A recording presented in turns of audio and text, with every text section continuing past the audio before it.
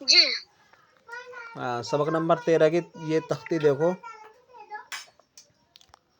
بتا رہے ہیں اس کے بارے میں۔ سبق نمبر 13 جو ہے نا تشدید کے متعلق، تشدید سے ریلیٹڈ ہے۔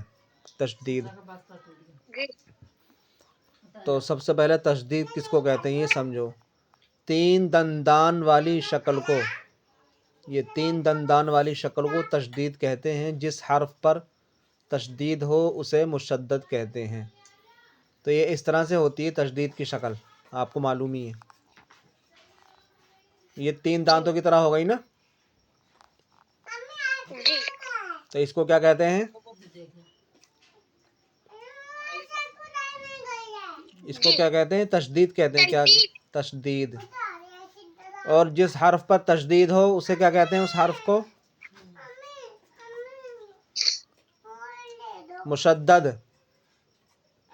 مشدد۔ تشدید والے حرف کو کیا کہیں گے؟ مشدد کہیں گے، ٹھیک ہے؟ جی ہاں، اور مشدد حرف کو 2 مرتبہ پڑھیں۔ کتنی مرتبہ پڑھتے ہیں مشدد حرف کو؟ مشدد حرف کو 2 مرتبہ پڑھیں۔ ایک مرتبہ اپنے سے پہلے والے متحرک حرف سے ملا کر، اور دوسری مرتبہ خود اپنی حرکت کے مطابق ذرا رک کر۔ تو جو تشدید والا حرف ہوتا ہے نا اس کو 2 بار پڑھا جاتا ہے۔ جیسے تا پہ تشدید ہے تو تا کو پہلے حمزہ سے ملا کر پڑھیں گے، اور پھر تا پہ جو حرکت ہے اس کی حرکت کے مطابق پڑھیں گے۔ جیسے حمزہ تا زبر ات، پہلا ہو گیا 1 مرتبہ، تا کو 1 مرتبہ پڑھ دیا، حمزہ تا زبر ات پہلے والے حرف سے ملا کر، پھر پڑھیں گے تا زبر تا ات تا، ذرا رک کر پڑھیں، رک کر، ہے نا، جی ات تا، اس طرح سے۔ تو مشدد حرف کو 2 مرتبہ پڑھیں، 1 مرتبہ اپنے سے پہلے والے متحرک حرف سے ملا کر، اس سے یعنی حمزہ سے ملا کر پڑھیں گے، جو بھی حرف رہے گا اس سے ملا کر پڑھیں گے، اور دوسری مرتبہ خود اپنی حرکت کے مطابق ذرا رک کر۔ اب دوسری چیز کیا ہے اس میں بتا رہے ہیں، نون مشدد۔ نون مشدد اور میم مشدد میں ہمیشہ غنہ ہوتا ہے۔ کیا ہوتا ہے؟ ہمیشہ غنہ ہوتا ہے۔ ہمیشہ گننا ہوتا ہے۔ کس میں ہوتا ہے؟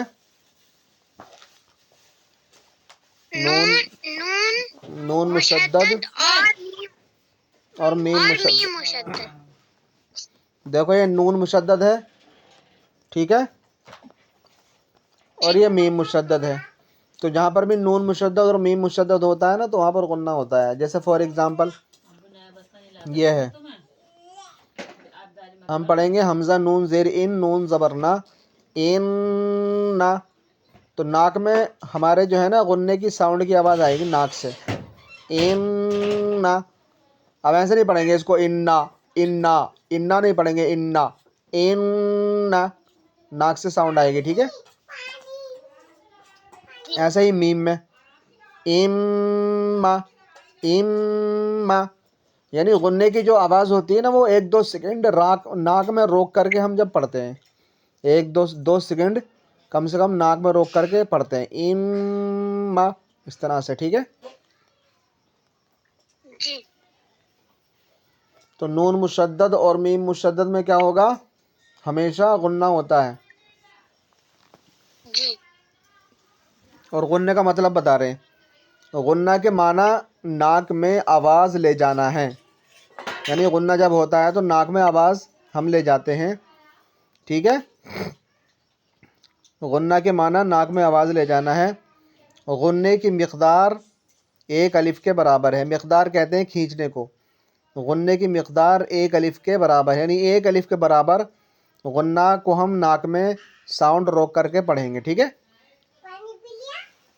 جی اب آگے دیکھو، جب حروف قلقلہ مشدد ہوں، حروف قلقلہ 5 ہے نا، قاف تا با جیم دال، ہاں، تو کیا کہہ رہے ہیں؟ جب حروف قلقلہ مشدد ہوں، یعنی ان پر تشدید آئے، جیسے یہ طا ہے تو یہ قلقلہ ہے، حروف قلقلہ ہے یہ، تو حروف قلقلہ مشدد ہوں یعنی ان پہ تشدید آئے تو کیسے پڑھیں گے ان کو؟ تو کہہ رہے ہیں انہیں جماؤں کے ساتھ ادا کریں. جب حروف قلقلہ مشدد ہوں تو انہیں جماؤں کے ساتھ ادا کریں. جیسے حمزہ طو زبر آ تو زبر و تو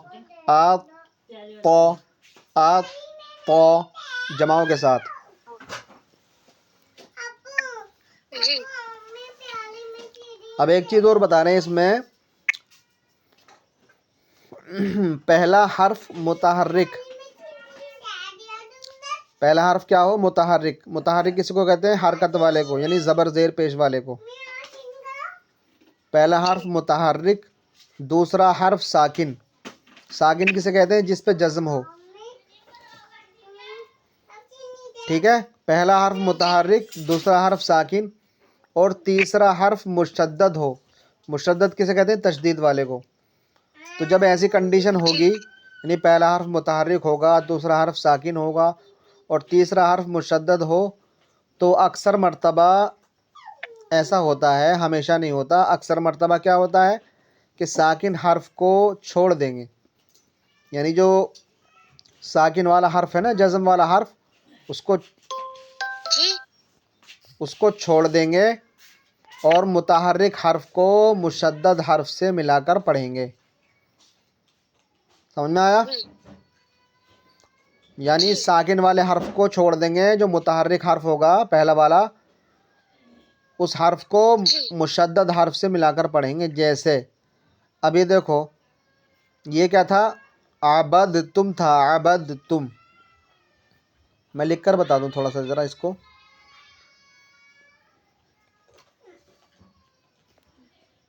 یہ اس طرح سے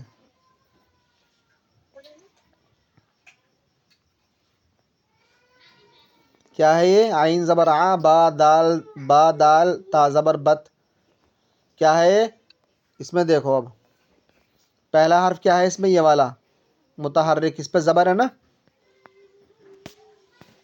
تو متحرک ہوا ہے. دوسرا حرف کیا ہے؟ ساکن، اس پہ کیا ہے؟ جزم، تو ساکن ہے. تیسرا حرف کیا ہے؟ مشدد. مشدد کیوں ہے؟ اس پہ تشدید ہے. تو اب بیٹا کیا کریں گے ایسی کنڈیشن میں؟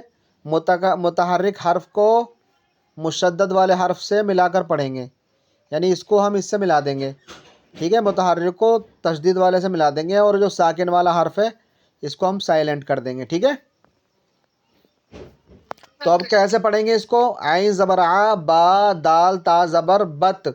بت پڑھیں گے، بدت نہیں پڑھیں گے، بدت. ٹھیک ہے، بت پڑھیں گے، بت. عبت، عبت، تامیم پیش تم، عبت تم، عبت تم.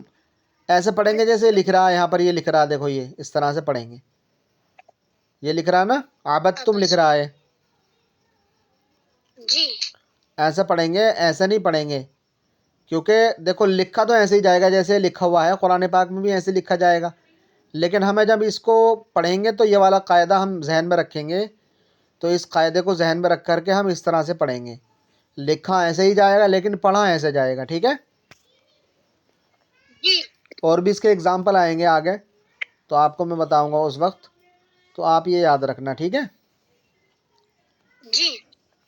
ہاں. اور یہ لاسٹ والی لائن کیا ہے؟ اس سبق میں تشدید کی مشق کے ساتھ ساتھ حروف قریب الصوت یعنی ملتی جلتی آواز والے حروف میں واضح فرق کریں.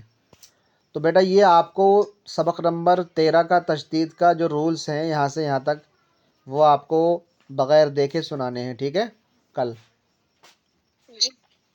یہاں سے یہاں تک.